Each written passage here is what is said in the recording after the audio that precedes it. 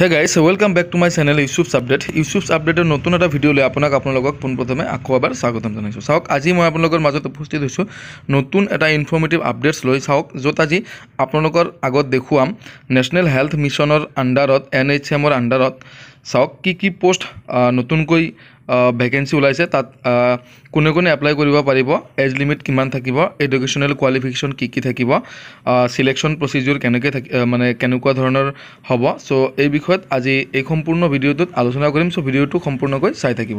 চাওক ভিডিঅ'টো ষ্টাৰ্ট কৰাৰ আগতে আপোনাক এটা ৰিকুৱেষ্ট জনাইছোঁ, যদি আপুনি মোৰ এইটো চেনেলত আজি নতুনকৈ ভিডিঅ' চাইছে বা প্ৰথমবাৰৰ বাবে মোৰ চেনেল ভিজিট কৰিছে, আপোনালোকে অনুগ্ৰহ কৰি চেনেলটো এতিয়া ৰঙা বাটনত ক্লিক কৰি ছাবস্ক্ৰাইব কৰি ল'ব আৰু লগতে অল নটিফিকেশ্যন এলাউ কৰি দিব, যাতে মই আপডেট দিয়া প্ৰত্যেকটো ভিডিঅ'ৰ নটিফিকেশ্যন সকলোতকৈ আগত আপুনি লাভ কৰিবলৈ সক্ষম হয়। চ' চাওক পলম নকৰি আহক ভিডিঅ'টো আৰম্ভ কৰিছোঁ। চাওক ইয়াত কি কৈছে, এডভাৰটাইজমেণ্ট এটা ওলাইছে। এডভাৰটাইজমেণ্টত কি কথাখিনি কৈছে মই আপোনালোকক এবাৰ পঢ়ি দিছোঁ। চাওক ইয়াত online application are invited from the candidates willing to work in mission mode for engagement on contractual basis in the following position under National Health Mission NHM Assam. Candidates have to apply online in the NHM Assam website. চাওক ৱেবছাইটটো দিয়া আছে, এইটো ৱেবছাইটত গৈ পেলাই কি কৰিব লাগিব, আপোনালোকে এপ্লাই কৰিব পাৰিব NHMৰ আণ্ডাৰত। কি পষ্ট চাওক গোটেইখিনি মই পঢ়ি দিছোঁ তলৰ পৰা। The online application form shall be available from চাওক ষ্টাৰ্টিং ডেটটো হ'ল 20 জুলাই আৰু কিমানলৈকে থাকিব, 5 আগষ্টলৈকে থাকিব টিল 11:59 PM লৈকে। ঠিক আছে, এইখিনিলৈকে বুজি পালে। ইয়াৰ পিছত চাওক কি কৈছে, in the official website of the national health mission Assam, এইটো ঠিক আছে, নেশ্যনেল হেল্থ মিছন আছামৰ অফিচিয়েল ৱেবছাইটত এপ্লাই কৰিব লাগিব। ইয়াত চাওক এলিজিবিলিটি ক্ৰাইটেৰিয়া আৰু অন্য কিছুমান ডিটেইলছ দিয়া আছে, সেইখিনি চাওক। নেম অফ দ্য পোষ্ট হ'ল কমিউনিটি হেল্থ অফিচাৰ বা CHO শ্বৰ্টত। চাওক CHOৰ পোষ্ট ওলাইছে।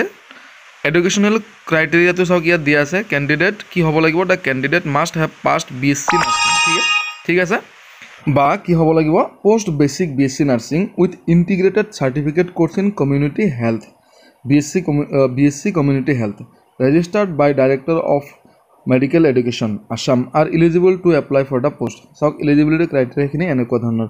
ইয়াৰ পিছত বাকীখিনি এডভাৰটাইজমেণ্টত আপোনালোকে দেখা পাইছে, আৰু মই কি কৰিম, এই PDFটো ডেছক্ৰিপশ্যনৰ একেবাৰে ওপৰত মই দি দিম, আপোনালোকে তাৰ পৰা চাই ল'ব পাৰিব। বা মোৰ যদি হোৱাটছআপ গ্ৰুপত আপোনালোকে জইন হৈ আছে, তো মই হোৱাটছআপ গ্ৰুপতো মোৰ এই যিটো NHMৰ যিটো নেকি নটিফিকেশ্যন বা এডভাৰটাইজমেণ্ট, মই এডভাৰটাইজমেণ্টটো তাত কি কৰিম, মই চেণ্ড কৰি দিম, আপোনালোকে তাৰ পৰা চাই ল'ব পাৰিব। ঠিক আছে, ইয়াত চাওক নাম্বাৰ অফ পোষ্টটো হ'ল 882 বা 882টা পোষ্ট কিন্তু মুকলি হৈছে। ঠিক আছে, চাওক ইনচেণ্টিভ কিমান দিব, পাৰ মান্থত 27,500লৈকে দিব, আৰু পাৰফৰ্মেঞ্চ বেষ্টৰ ইনচেণ্টিভ আপ টু কিমান থাকিব, 15,000 পাৰ মান্থ থাকিব।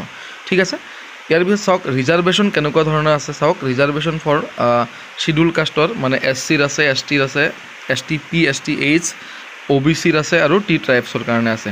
আৰু ইয়াৰ পিছত আছে চাওক এইটো হৰাইজণ্টেল ৰিজাৰ্ভেশ্যন এটা আছে, এইটো PWDৰ কাৰণে আছে, আৰু ৰিজাৰ্ভেশ্যন ফৰ ওমেন আৰু এক্স ছাৰ্ভিচমেনৰ কাৰণে আছে। ঠিক আছে, কেটেগৰী ৱাইজ ডিষ্ট্ৰিবিউশ্যনটো কেনেকৈ কৰিছে চাওক। নেম অফ পোষ্টটো হ'ল CHO, আৰু অপেন কেটেগৰীত কিমান পোষ্ট দিছে, 544, বহুত পোষ্ট আছে, 544, আৰু OBC MOBCৰ কাৰণে কিন্তু 0, ইয়াত কোনো ধৰণৰ ৰিজাৰ্ভেশ্যন নাই।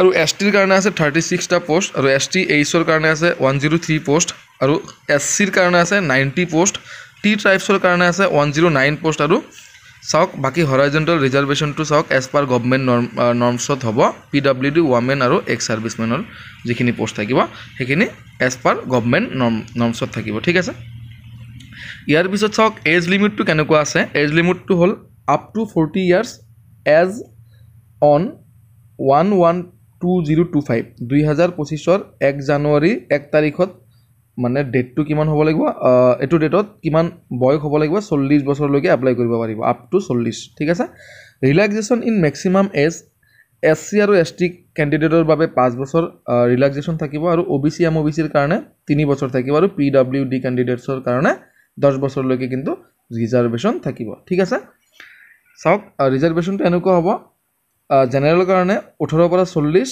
আৰু OBC MOBCৰ কাৰণে 18 পৰা 43 বা 43, আৰু ইয়াৰ পিছত SC ST PSTH ৰ কাৰণে থাকিব 18 পৰা 45 বছৰ আৰু PWD ক্যান্ডিডেটৰ কাৰণে থাকিব 18 পৰা 50 বছৰলৈকে ঠিক আছে চাওক জোন ওয়াইজ ডিটেইলছ অফ ডিস্ট্ৰিক্ট দিয়া আছে কিন্তু এখিনি নিজে চাই লব কোনটো জোনত কি ডিস্ট্ৰিক্ট আছে সাগে প্ৰিফাৰেন্স দিব জোন ওয়াইজ ইয়াৰ পিছত এপ্লিকেশন ফিজ টু কিন্তু নাই no fees is required to be paid ঠিক আছে এটো একো ফিজ দিব নালাগে আপোনালোকে নিজে অনলাইন এপ্লাই কৰিব পাৰিব যদি পাৰে আৰু যদি কিবা কনফিউজন থাকে ভুল হোৱাতকৈ নিয়াৰেষ্ট কম্পিউটাৰ জোনত গৈ পালে কৰিব পাৰিব আদাৰৱাইজ আপোনালোকে কন্টাক্ট কৰিব পাৰিব মই স্ক্ৰিনত নাম্বাৰ এটা দি দিছো তাত আপোনালোকে ডাইৰেক্ট WhatsApp কৰিব আৰু WhatsApp কৰিলে তাত কি কৰিব পাৰিব এপ্লাই কৰাৰ কাৰণে আপোনালোকক গাইড কৰিব জাস্ট এপ্লাইৰ কাৰণে কিবা এটা ফিজ ল'ব ঠিক আছে ইয়াৰ পিছত চাওক সিলেকশন প্ৰসেসটো কেনেকুৱা ধৰণৰ আছে selection process shall be notified in the official website